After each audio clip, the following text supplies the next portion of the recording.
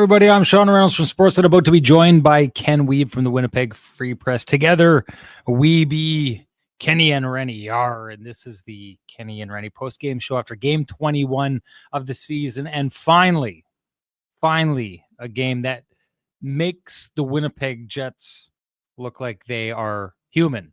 Because the fact of the matter is you are going to have throughout the season very good teams showing maybe a lack of will, a lack of effort, a lack of ability on certain nights. I mean, listen, we spent how much time talking about the Florida Panthers after that game last weekend, a full Saturday ago. And then the Florida Panthers came in, played another really good game, I thought, against the Winnipeg Jets. And then they go on after they lose to the Winnipeg Jets, they lose to the Chicago Blackhawks, and then they lose their next game after that, right? It doesn't mean that the Florida Panthers aren't a dangerous team, that maybe the Florida Panthers won't repeat as Cup champions or won't be doing well in the playoffs again. It just means that it's hard to manufacture your very best over and over and over and over again. And it's not always explainable. In fact, the thing that is probably the least explainable is how the Winnipeg Jets have found a way over and over again to kind of not get in a situation where they didn't show their best. But anyone out here who is listening to this, who's played any level of sports, I don't care what sport it was, you're going to have nights where you just didn't have it. And maybe you weren't able to explain it. You know, you had the right thing. You ate your pasta before the game and you had your preparations and you stretched and you did all those things and you did your mental exercises and all those things. And then you just don't have it on that night. This to me is the very first example of that, because I think what happened against the Florida Panthers in that loss that the Winnipeg Jets had, I think that was the Jets starting that game and then just kind of being befuddled by the Florida Panthers and not finding their way. It's why, again, I think it's important. I know there's a lot of people out there who are going to excuse their way into every single loss. And while the Jets would have won if, I don't think that that's helpful. On that night, I do think the Winnipeg Jets came and they had their hardball and or their fastball, and the Florida Panthers were just knocking it out of the park. Now they changed the game plan. They won the next night. That's why it's important to say, hey, they got smoked by that team and they found a way to overcome it in the next game. That was that game for me. The first period, maybe, or first half of the game against the Toronto Maple Leafs is maybe kind of an example of what we saw here tonight. But the push that the Jets make at the end of that game is, impressive and, indicative of a team that just isn't willing to give up and is going to find their best at some point throughout the game. This, to me, is the first loss of the season, and it's just the Winnipeg Jets are human. They didn't have it tonight. They didn't have their best. It's on the back end of a back-to-back. I know people are really going to lean into that excuse. But I think the Winnipeg Jets, after, a little bit of a slower week, they come into this. I had said it on the podcast last night. I went on the record saying I thought the Winnipeg Jets were going to have a great game because I thought they were able to conserve energy in that game that they played last night against the Pittsburgh Penguins. I still believe that that's the case. But that did not bear fruit on this night as the Jets looked tired. I'm not saying that's what it was. I will say this. Anyone who looked at the way that the Nashville Predators played tonight, they will remember a Predators team that last year, without the influx of talent that this team had this year, that's what they played like. It was a grind, right? And the Winnipeg Jets didn't get a lot of shots, and they got kind of outworked and they got outshot and outcompeted for a lot of that game. And that was the success of the Nashville Predators last season.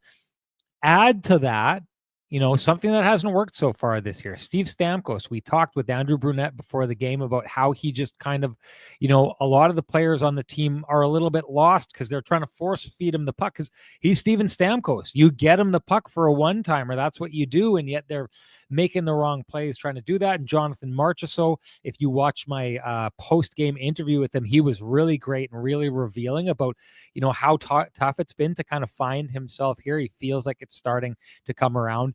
It's my way of saying, to me, I think this is very much what people thought that the Nashville Predators were going to look like when they had the busy offseason that they had, able to keep the compete level that made them so successful last year with a little bit of talent, with the likes of, Roman Yossi, that's more than a little bit of talent, but Gus Nyquist, Forsberg, players like that. But then you add the Stamkoses and the Brady Sheas and the Marchessaults, and if you can add that, drop it into the lineup and add that to what you had existing, I think it looks a lot like what that team looked like out there tonight. So to me, did I think that this was the Winnipeg Jets at their best? No, it wasn't. But I do think that this was a very good example of how at their best, if they can find this and hold on to this, this is what the Nashville Predators would be. Even if the Winnipeg Jets were on their game here tonight, I think it would have been a challenging game the way the Nashville Predators played.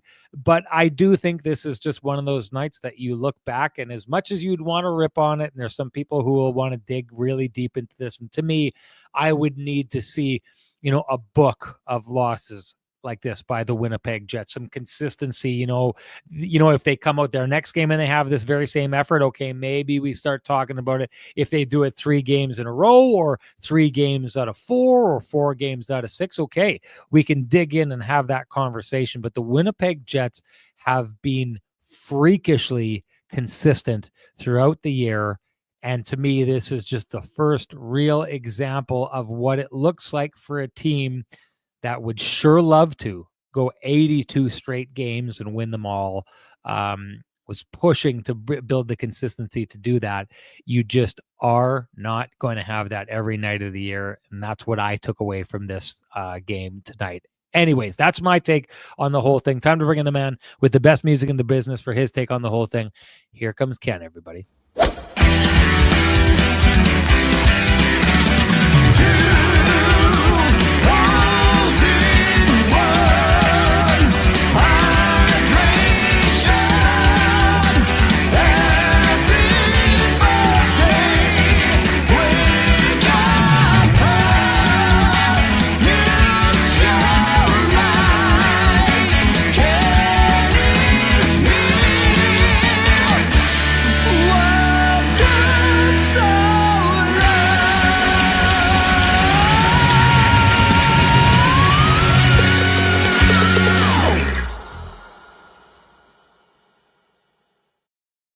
There's my guy, Kenny Wiebe. How are you doing, my friend? I got to say, I'm the guy doing the Vittorio Rossi thing. I need to explain something here quickly. Some of you out there are going to notice I'm wearing a different tie than I did on the broadcast. There's a very specific reason for that. Last Saturday, was Hockey Fights Cancer Night in Florida, and I kind of got this mental block that that game was done for us, right? But tonight was actually the Hockey Night in Canada Hockey Fights Cancer broadcast, and we have very specific ties that we're supposed to wear for them.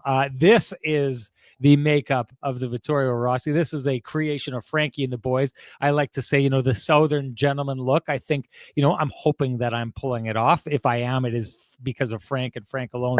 I was very lucky for John Garrett to borrow me his tie for the broadcast. And I'll be honest, it probably wasn't the perfect pairing based on the tones of the suit. But, it was far more important for me to honor Hockey Fights Canada night. But thank you to John Garrett for doing that. The other thing about John Garrett that I wanted to bring up, Ken, he wants to join the show the next time we have a game. Good. He's going to be doing some games. He's a big fan of the show. He gave it the shout out on the broadcast. Well, and so I'm leading to something here. He called it on the broadcast. If you remember, Renny and Kenny, his one condition is he'll only come on the show if we officially rename it Renny and Kenny. So that's in the process. The paper. How convenient. How convenient.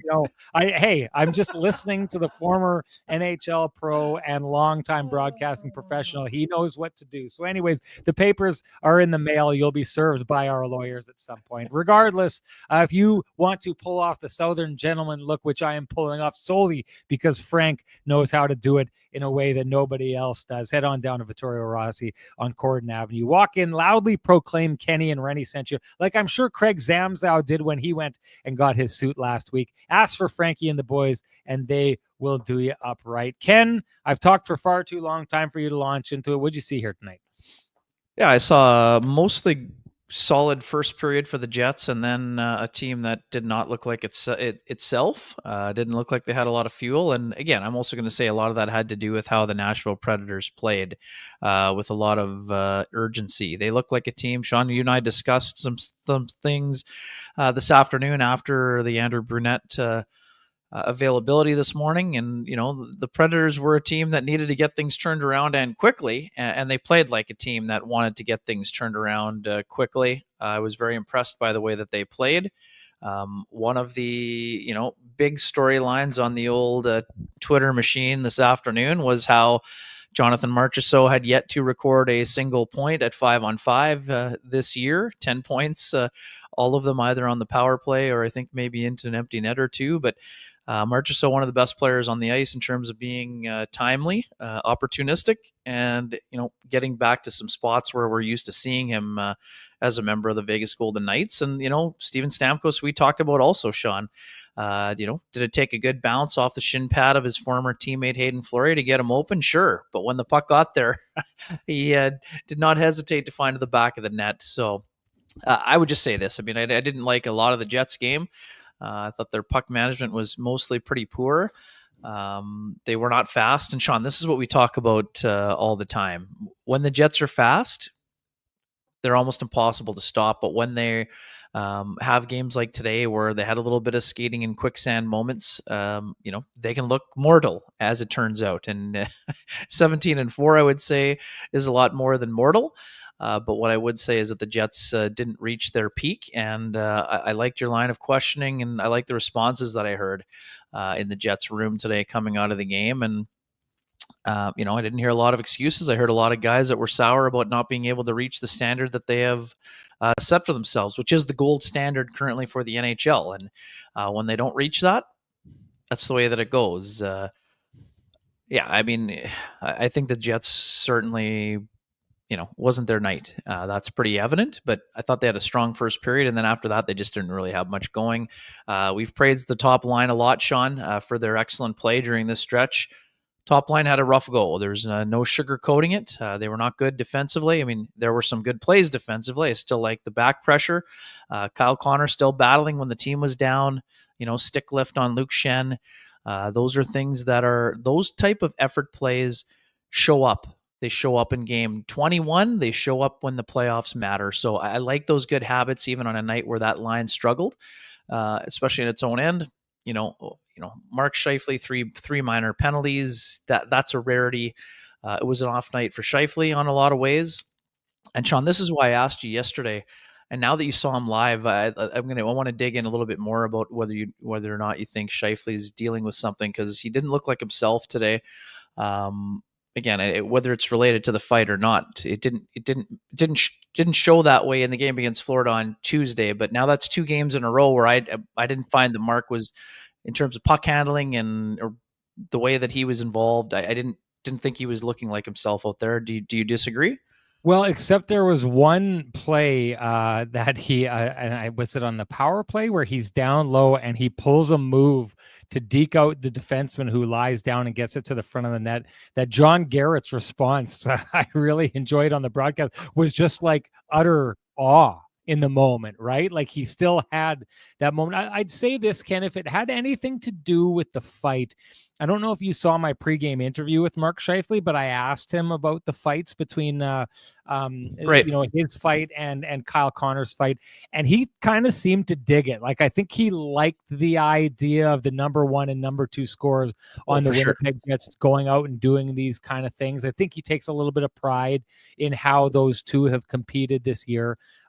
So if there was something wrong from that fight, I think that you'd have a little bit of maybe a little bit of a different reaction would be revealed there. But to your point, one thing that I thought was very odd is when the penalties were called on him tonight, Mark Scheifele, he's Mr. Frick and Frack, and what the frick were you seeing over there, and what the frack would you call that for, and that kind of thing. Like it's usually, a motor mouth moment for him from the point he gets called until he goes to the penalty box. And there was almost like this kind of resigned, okay, fine, I'll go to the box to him tonight. That just did not seem like Mark Scheifele. And clearly, to your point, like this was not what we've seen from Mark Scheifele this year. What we've, I've been, singing from the rooftops from as early as I possibly could this year is my belief that I still believe Mark Scheifele will be on Team Canada.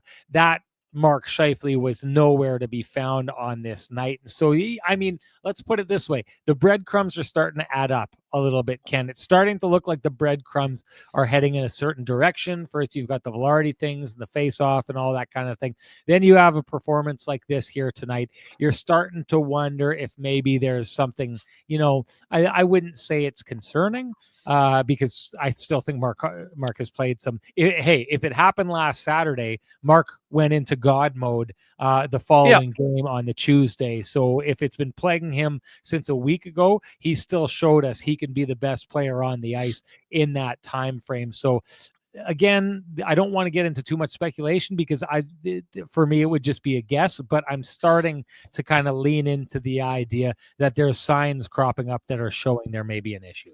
Yeah, and the other thing too, I mean, we know how much Mark loves to be on the ice, Sean. I mean, optional skates or maintenance days are pretty rare for him. So the fact that, to have one Wednesday after Tuesday was not as concerning. But again, now the few things that we've seen in terms of the breadcrumbs, I mean, not taking as many draws, I don't think it's necessarily related to the fight because it seems like his puck handling hasn't been hampered, right? It's that I'm not seeing. He didn't seem as explosive to me. And Sean, just to your point about the penalties, how odd was it that after there was a long extended visit with the referee after the first holding call where he thought he was saying to the ref, making the point that no, the Nashville player was holding my stick first. That's why I grabbed his.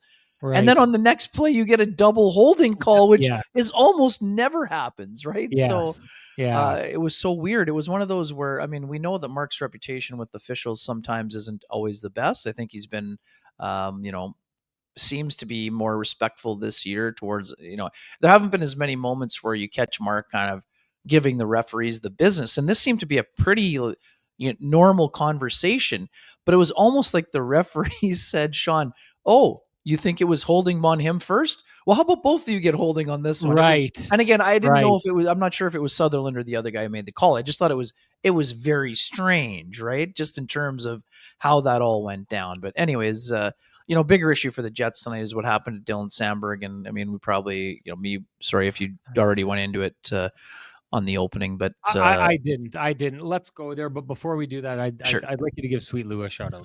Yeah, right on. For folks who have realty needs they'd like to have met, contact our main man, Lou Ferlin, at Royal LePage Dynamic Realty, 204-791-9971, or at the office, 204-989-5000.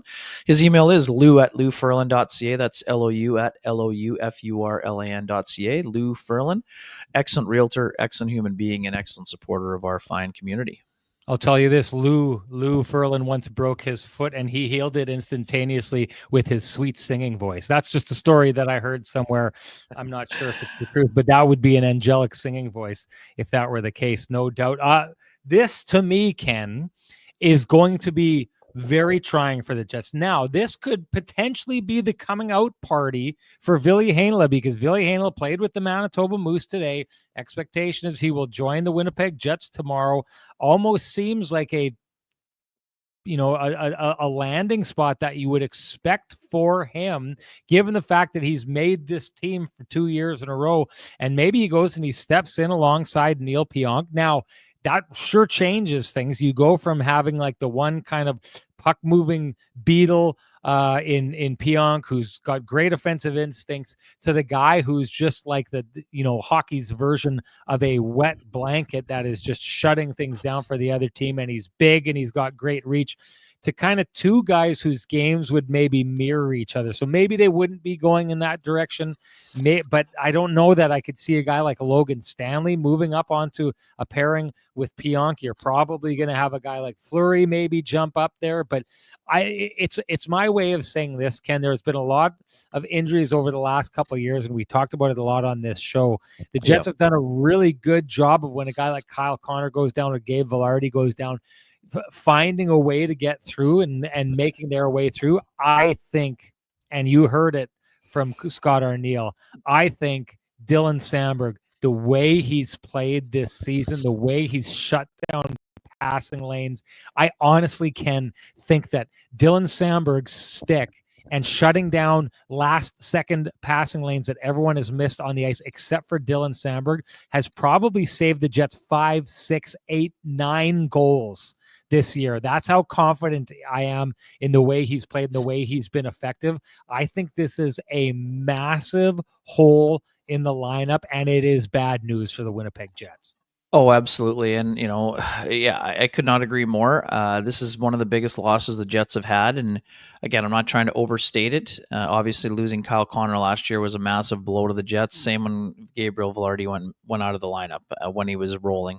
But the Jets don't have. So all year long, we've talked about how Dylan Sandberg's ability to step up and play 5 extra minutes, Sean, on his average ice time and step onto the second pairing while still being on the number 1 penalty kill.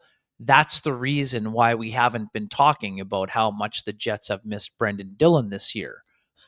So guess what? Now the Jets are going to have to play without Brendan Dillon and Dylan Sandberg probably. And again, I don't see this as being, a day. It's not day to day. When a guy goes home with the, broken foot, that's bad news for a team that doesn't have a ton of size on the back end.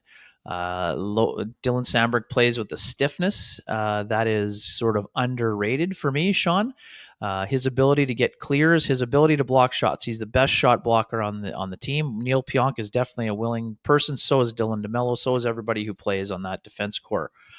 But nobody does it the way that Dylan Sandberg does. I spoke with his old, UMD partner, roommate, all of those things, Scott Perunovich, and he talked about how he saw it constantly, almost is almost remember in the Brandon Tanev days, the Gumby effect, where you think Tanev blocks a shot and you think he's probably going to be done for weeks, and then he comes out on the next shift.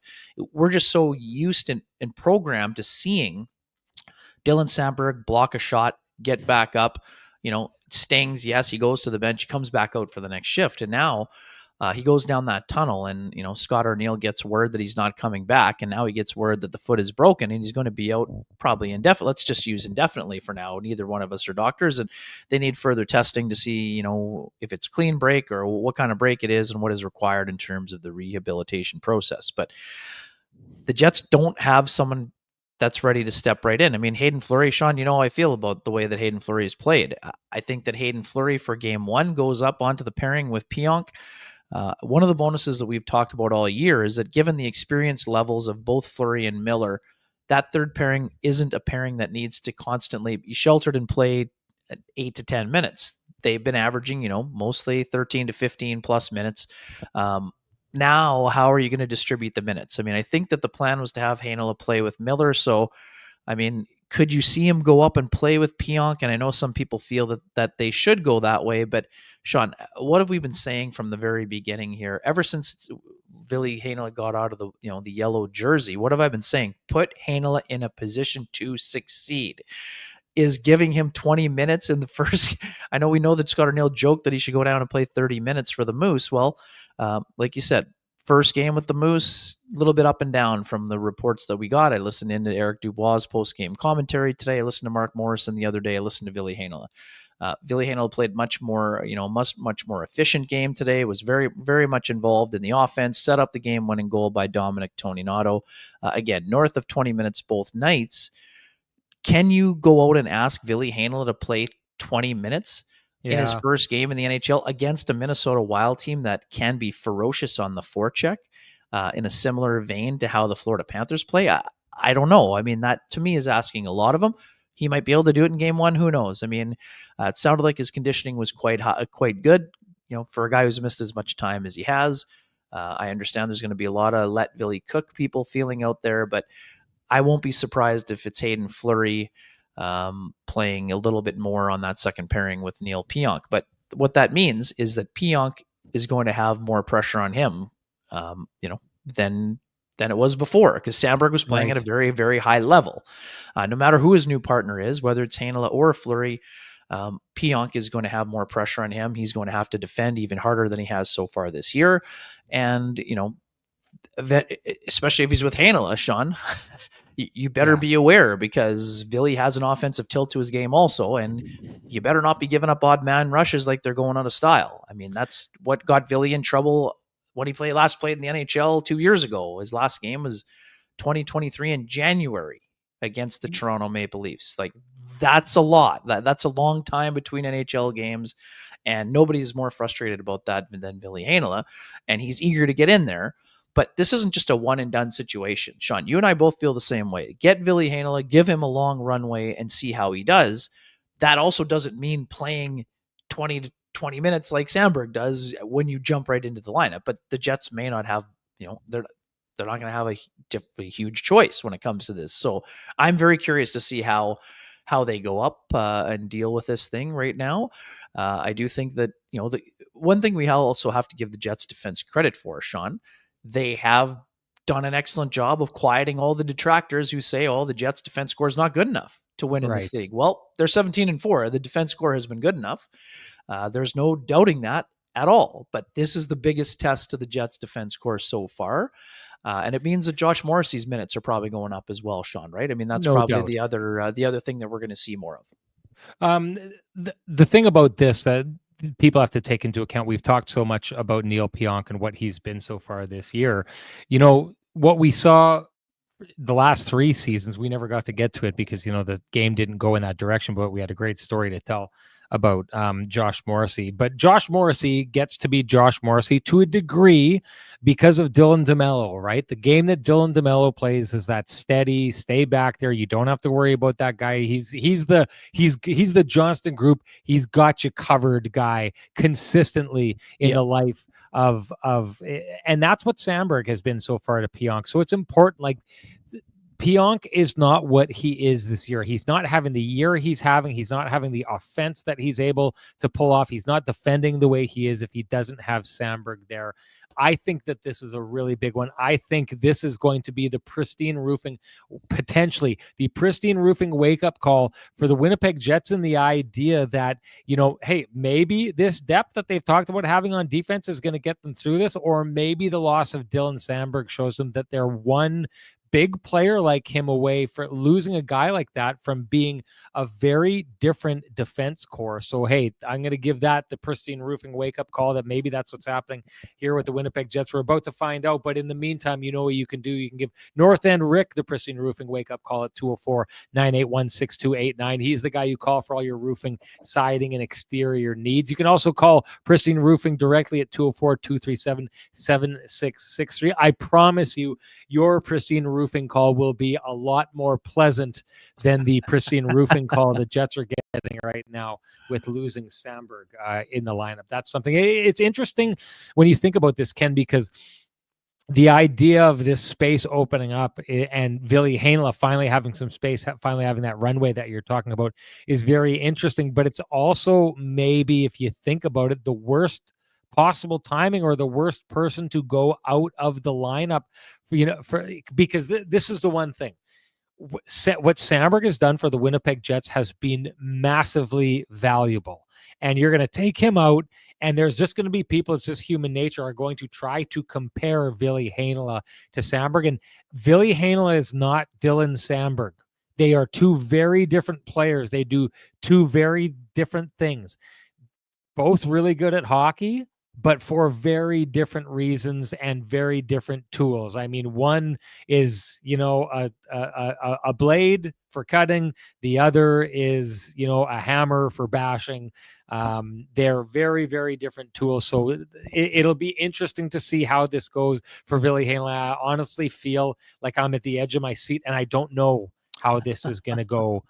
So fun to be watching. Stay tuned, kind of. And again, for people who, again, I'm not down on Ville Heinola. I'm the one who was saying years ago that Ville Heinola has the potential to eventually grow into a top pairing guy. I'm not sure I still feel that way, but I do think that he has the toolkit to definitely be a regular NHL defenseman. Whether that's on the third pairing or on the second pairing, that's up to him to show. I still think that he has the ability to step in and be a very effective NHL player, but he needs to show it. I mean, it's been a long time, and has the runway been as long as he would have liked or some fans would have liked? No, but now it's up to him to show it. There's nothing standing in the way of his path. He's going to need time to get up to speed, and then it's up to him to show what he's going to be able to perform. I think that he has the potential to be running the second unit power play, move Pionk to the shooting area as well, and that's something we'll also see. But also too, Sean, how much will he be put on his plate immediately? That's what I'm wondering about. Do I eventually think it's going to be Pionk and Heinola? If he shows that he can defend, we know that Ville plays hard. It's not a matter of not being able to play hard. It's that he's a little bit undersized. He's a guy who is aggressive in the way that he defends. So that now it's up to him to not get burned, right? I mean, we always think about the play against Philadelphia, and some fans are always like, oh, you can't just harp on that one play. But the play that we always remember, Sean, is that the chip passed him at the offensive blue line, leading by a goal. Heinola got neither man nor puck. Philadelphia goes down and scores, and all of a sudden, the coach's confidence is a little bit shaken by a play. And again, people make mistakes all the time. But for Heinola, he needs to play an efficient, smart game. He's got incredibly high hockey sense. He plays very hard. He's a great puck mover, great distributor, very good at zone exits. Those things should serve him well no matter what. But again, you got to defend at the NHL level in order to be a regular. And I think he can do that. It's just a matter of doing it with a consistency level that he hasn't performed up to this point. But as I've said many times, he's only 23 years old. And the only reason why people think it's taken forever, and I was talking about this with some guys at hockey today, Sean, it feels like forever because Heinola, unexpectedly made the team as an 18-year-old when the Jets had injuries before he ended up going back to Finland that year, right? That's why it feels like forever. 5 years. Well, yes, but normally he wouldn't have had a sniff of the NHL until at least the third year. So now he's got an opportunity. And again, this is a massive opportunity for him. And, it's a chance for him to, solidify himself as being in that top six, and how high he makes it up in the depth chart this year will be a fascinating, scene to look at. And we'll be talking about him a lot over the next. Well, no doubt. Couple of weeks. I think there's probably enough good things that were said that we can classify this as one of those say something nice about Ville segments. You bet. And, Nelson Gaspar Drives, who works at Toyota, who I got to meet down there. He's a guy who I know likes that segment. So maybe this one is brought to you by Nelson Gaspar, everybody. This episode or this segment of Say Something Nice About Ville brought to you by Nelson Gaspar. There you go. Let's transition over into before we do that, I wanted to bring this up just because this meant a lot to me. But Bassway says, loved your Hockey Fights Cancer and your shout out for Ted Wyman. Renny, good for you. I just bring this up because had the opportunity, if you saw the broadcast, it was Hockey Fights Cancer night.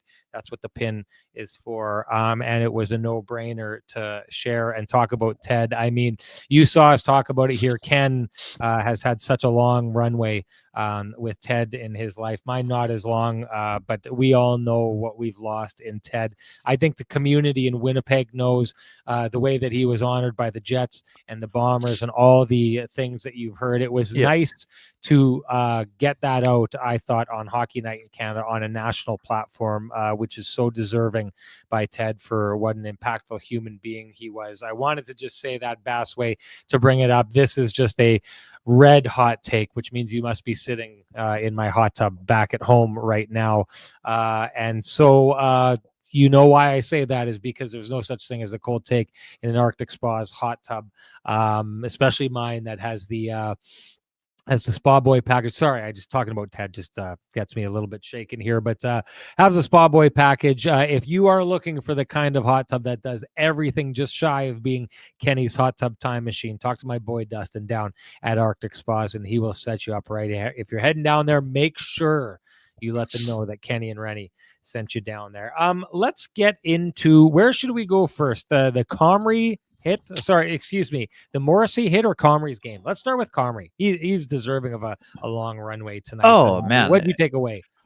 Just on Eric Comrie's the reason the game wasn't 6-1 Nashville or worse, right? I mean, Eric Comrie for all of the, the hot take, cold takers in our chat room that were saying, Eric Comrie is not an NHL goalie, guaranteed 3 a night.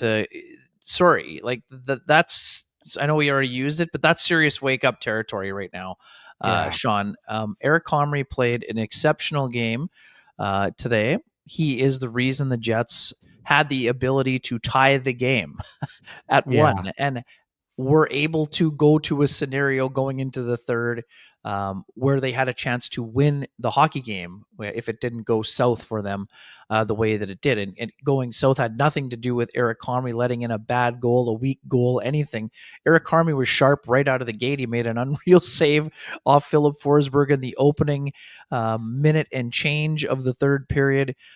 He made a ton of saves in the second period. He battled through traffic. He showed exceptionally quick feet, making a bunch of pad saves. He was very calm in the net. Made a bunch of blocker and glove saves. I thought that he looked incredibly, I talked about efficiency for Ville Heinola. I just thought that Eric was very calm and confident between the pipes. And again, once again, he did the job. Did he outperform UC Saros? No, but not because he played poorly. Saros played excellent. Saros probably wins the Sean Reynolds battle today, but Eric Comrie did what he is supposed to do. He gave his team a chance to win, and then some in this one. He did an excellent job on a night where the Jets didn't defend the way they normally do. The Jets gave up way more odd man rushes than, and again, this isn't an astronomical number, Sean, but it's something we talked about during the game. And I said, the one thing I didn't like about the Jets game were the number of odd man rushes that were given up. They rarely give up odd man rushes, and I just thought they were very leaky in the game. I didn't like the way they defended on the second March or on the Marchessault goal. I thought that was it's crazy. It's two parts. They actually showed incredible hustle getting back, but they didn't actually check anyone, which was the crazy part, right? And that to me, Sean, is a great example. Sometimes the feet are working, but the brain, there was a bit of a short circuit that happened out there, Sean, for me. Miller kind of lost his footing and slid out of the play, but both Fleury and I think Velarde was the other chaser on that goal, right?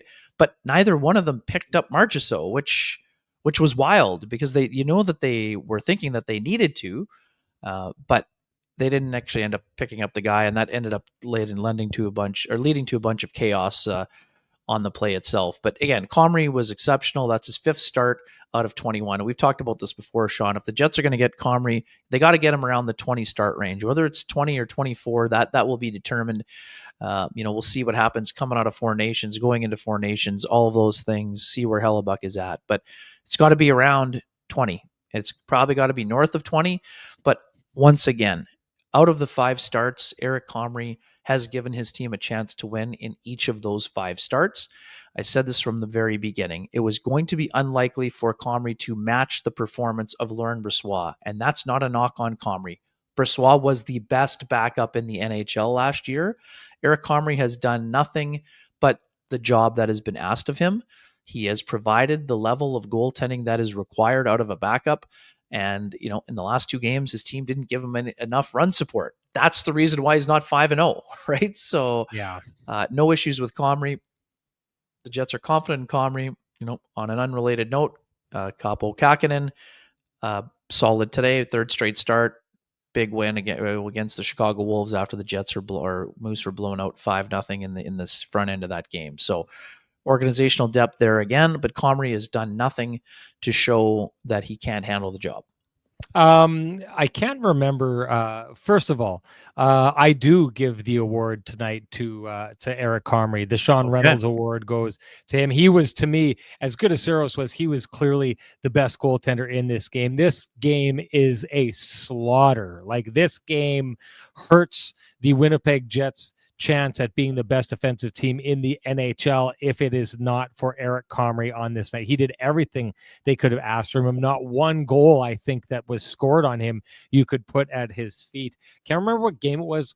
Ken, I feel like the show was one of the ones I did from a hotel room in Ottawa. So did Comrie start in the game against the Columbus Blue Jackets? He I did. can't remember. He did. Yes. Okay. So it's that game. And Paris, who I don't see in here, was just all over us because we dared suggest that Eric Comrie was a good goaltender playing well, or that at the time, if I remember quickly, we had said that Wade Flaherty is a guy that guys come in and guys play really good under. Like, take a look at every single guy that they've brought in. They've found a way to get the best out of those goaltenders. And Paris took such offense to our analysis on that. He was sending me messages the next day. He must be so mad right now after watching that game for Eric Comrie, because it seems to me he's looking for whatever evidence he can that Eric Comrie doesn't belong in the league, and we don't know what we're talking about. And here's just another night that makes our comments on that night about Eric Comrie look tepid. Like, he was one of the best players in this game here tonight. He was absolutely on point, stealing a ton of pucks. I don't know if you noticed this, Ken, but we talk so much about he's not a goaltender the size of Connor Hellebuyck or some of the other bigger goalies in the league. So we talk about Connor Hellebuyck and he makes a lot of saves look easy. Here's a little bit of a news flash. Big goaltenders usually are the kind of goalies that make saves look easy because they're big and they absorb shots and they're just blocking, right? It doesn't look like they're making effort. Where on a night like tonight, UC Saros, who had a great night, has to look really active. He doesn't make the saves look easy. He makes them look big and acrobatic because he's not very big. So Comrie is 5 inches, I believe, shorter, or 4 inches shorter than Connor Hellebuyck. So doesn't really have that luxury. And yet tonight, Ken, there were so many really big saves that he made look easy because his anticipation on this night, I just thought, was like 10 out of 10. Like, he knew where the puck was going. He was moving already there. He was beating the puck to a spot. This was a game that I just thought, like, the Winnipeg Jets, someone wrote it here earlier on. I can't remember. I'd like to give credit, but I don't think I marked it. But the Winnipeg Jets owe Comrie after this one, right? Like, the Winnipeg Jets should go out some night and they should give Eric Comrie the kind of shutout that I talk about and say, that's a shutout that the goalie didn't even deserve one of the 3 stars because the team played so good in front of him that he just absolutely shut them down. That's the kind of game that the Winnipeg Jets owe Eric Comrie, because like you said, this game was in, tying it up distance for the Winnipeg Jets even late in the game. And the only reason that was the case, like, by my count, Ken, that should have been a 7-1 victory for the Winnipeg Jets. 32 saves for Comrie, folks. Like, yeah, it wasn't close. That is not including the empty net goal. Like, there, to me, are 4 goals in this game that should have been in the back of the net that Eric Comrie stopped. So there's nothing more to be said about this. I agree with you. They need to get him in more. They're going to need to get him in more because Connor Hellebuyck is going to get really busy at the Four Nations Cup. So the Jets are going to need Eric Comrie this year. But if there had been any doubt 2 months ago that Eric Comrie wasn't up to the task of spelling off Connor Hellebuyck when they need him to, I mean, that tonight, if that should be the final nail in the coffin of the idea that Comrie is not up to the task of what the Winnipeg Jets need him for. Yeah, and his ability to stay sharp and ready with Wade Flaherty is really commendable. Yes, that's the job, but it's a hard job, and he deserves credit for it. It'll be interesting to see, Sean. I think probably we see Hellebuyck the rest of the road trip, the rest of the 4 games out of this, on the 6-game trip, and then Comrie will go either in one of these 3 games, either against the St. Louis Blues or more likely against either the Buffalo Sabres, his former team, or the Chicago Blackhawks. I'm not sure which one, but that's the next start that I see for Comrie, unless you see differently. And just want to, we're changing gears here, but Tony Valeri, I suggest that you check the Hockey DB on this one. Like, this isn't even close. Ville Heinola is 6 feet barely, 183. Caden Gooley is 6'3", 202 pounds. Like, yes, this is pristine wake up. This is wake up territory, Tony. And I know, again, I'm not trying to be rude or mean here, but they are not the same size, nor do they play the same style of game. So that is not an apt comparison. I'm sorry. Yes, I've interviewed both, and yes, they are not even close to the same size. I wanted to move on to the Morrissey hit here. What's your take? I don't think there was intent by Gustav Nyquist, but it's a clear headshot. So I don't know how.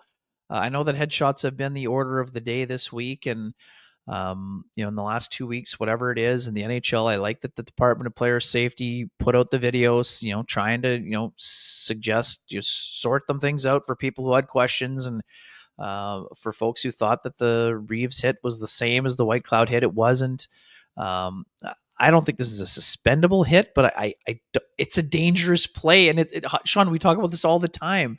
If head contact is what they're trying to get out of the league, how can 4 officials not see that play? Again, I don't think that it was intent by Nyquist. I think it was more a matter of he was trying to get towards the puck, but the responsibility, Sean, you talked about this with Jamal all the time. The responsibility is on the person who makes contact to make sure that the head contact is avoidable. And I don't know how that was not an avoidable hit.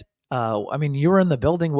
How did you see it? Again, in real time, I wasn't as sure, and again, refs only get to see it in real time, but I didn't like the hit at all. And I think that I know that it was still a 2-goal game at the time, but I can't imagine the Jets were super happy about it.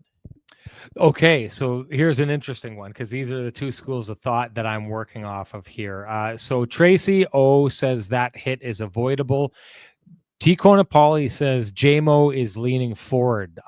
This is really important, I think. Now, I'll say this. I'll start this off by saying, walked around the building, talked to a lot of people, and I don't think I found one person that was like, oh my God, this was a terrible hit. Not one.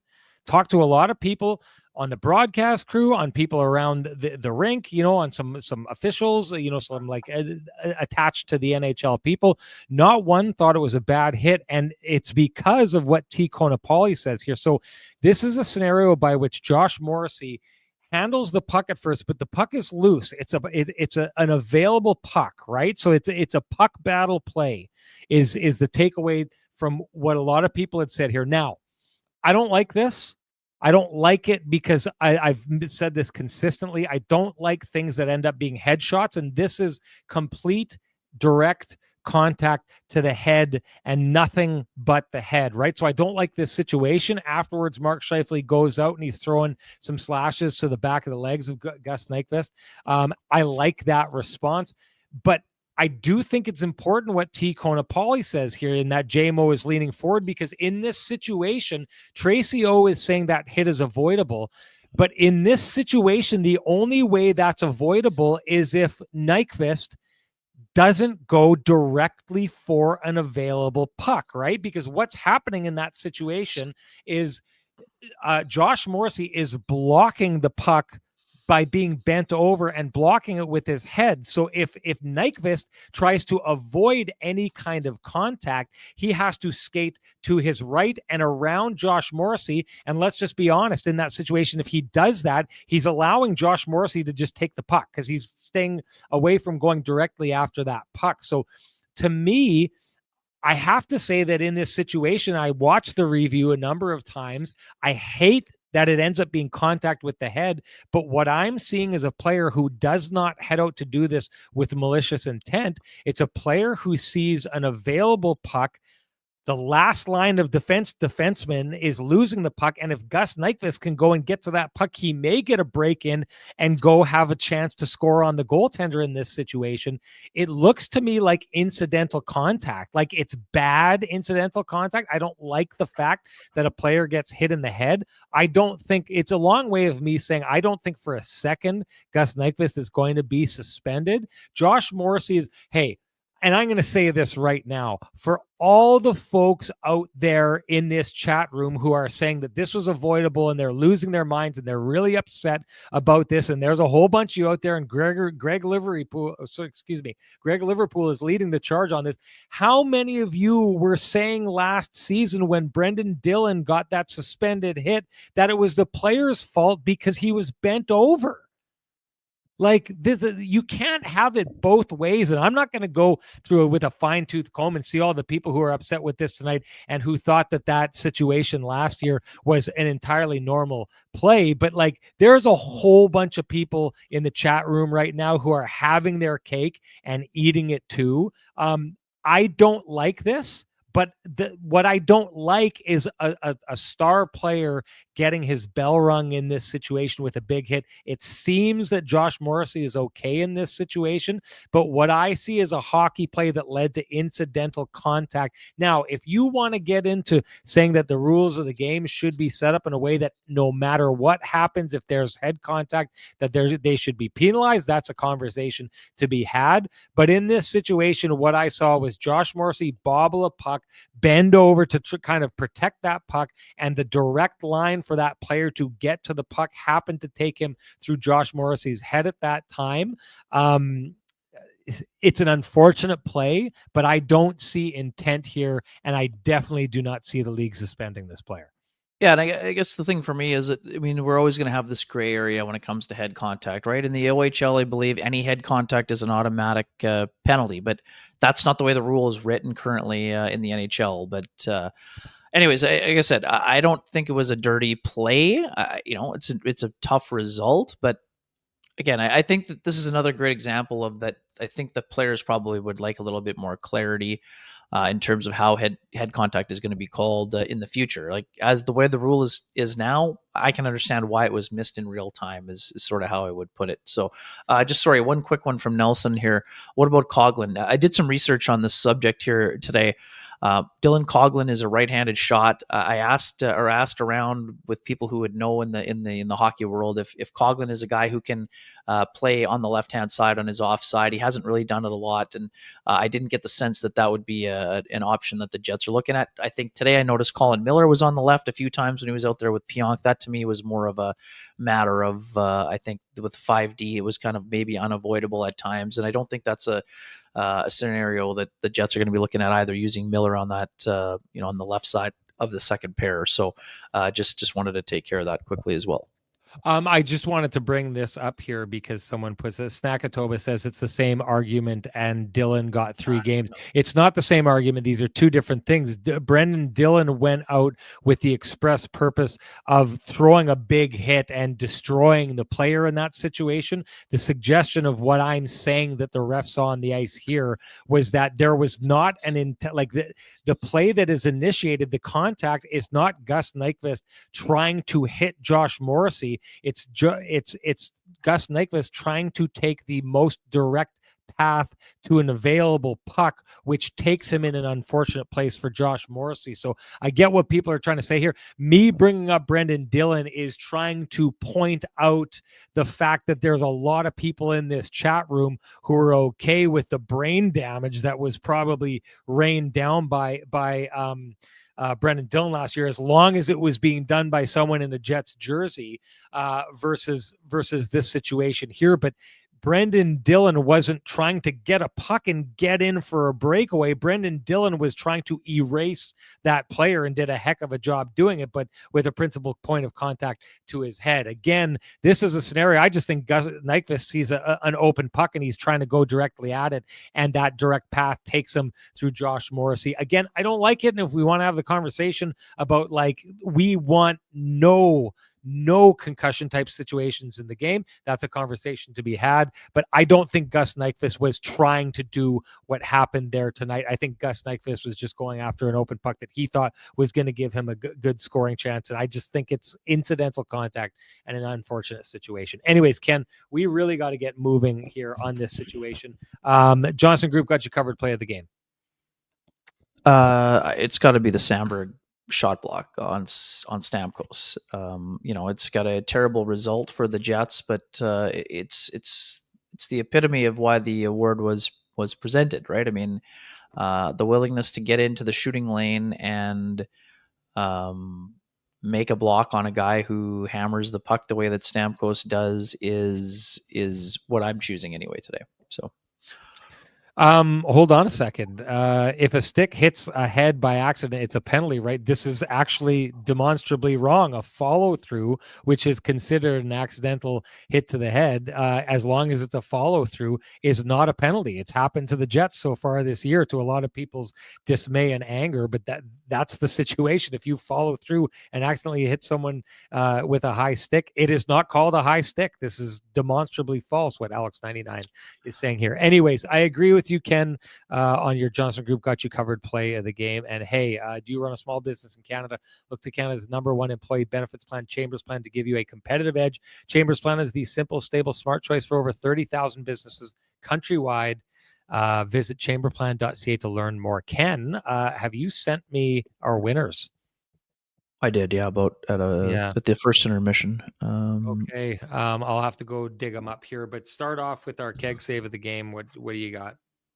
I think it's the Comrie on Forsberg at the start of the third is my I think the one that I'm going to go with here is what I'm going to be choosing here. I know there were a lot of options here.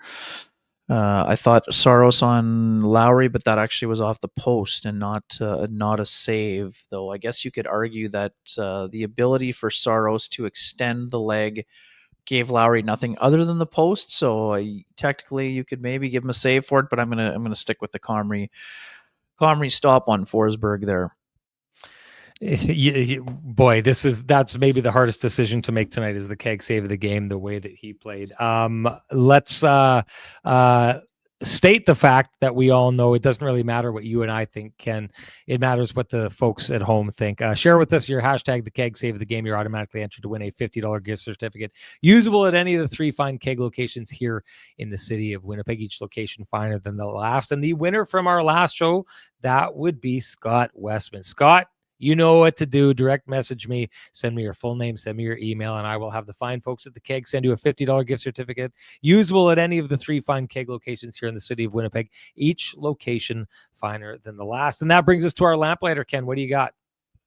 Yeah, this is interesting. I mean, there's a temptation to go with the Lowry. You talk about repeatable goals, Sean, and the willingness to get to the net by Nino Niederreiter again.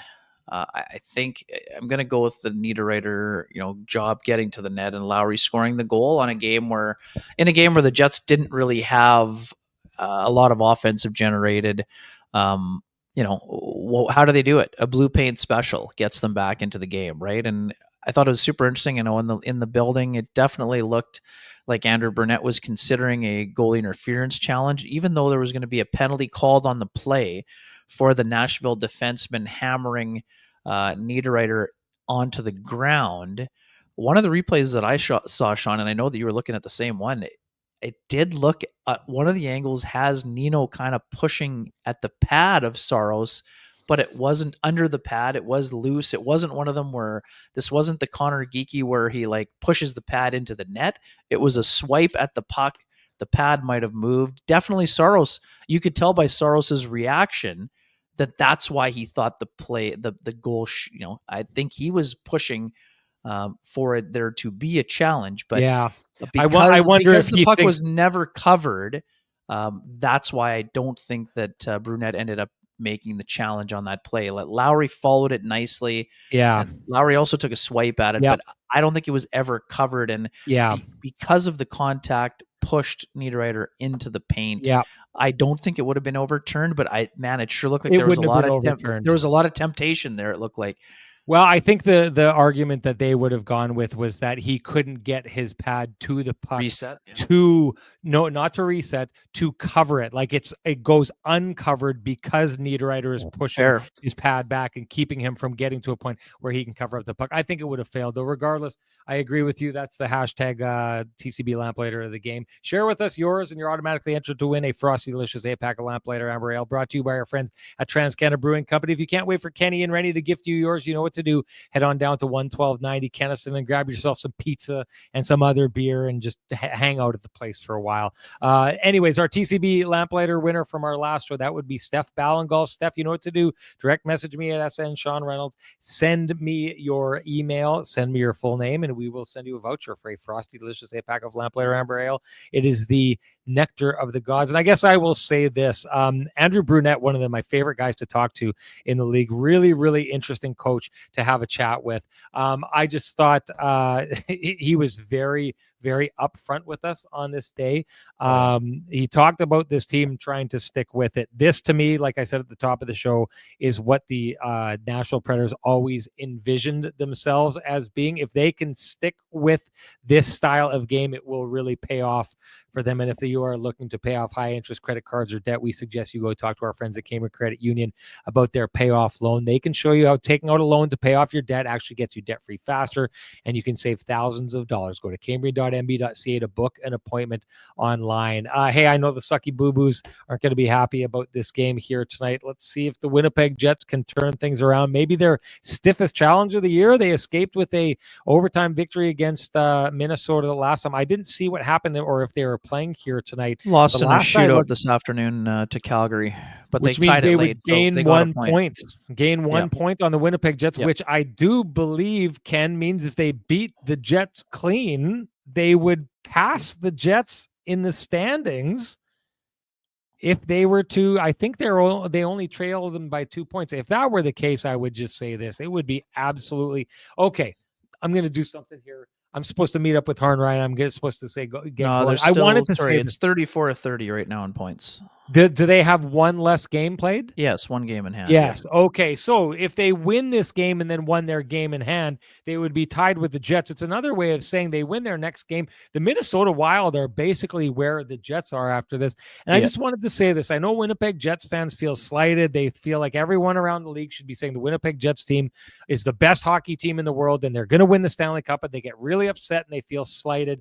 I guess I would just ask you this. How many folks out there listening to the show are looking at the Minnesota Wild and saying that team is going to win the Stanley Cup this year? Or how many are looking at the Carolina Hurricanes and saying that team's going to win the Stanley Cup? Like, here's the deal. The Winnipeg Jets have been a good team for a long time, and they have been a good team that has underachieved in the playoffs. I'll say this for all those people who want to say it's because we're Winnipeg and it's because we're a small market, no one respects us and all this kind of stuff.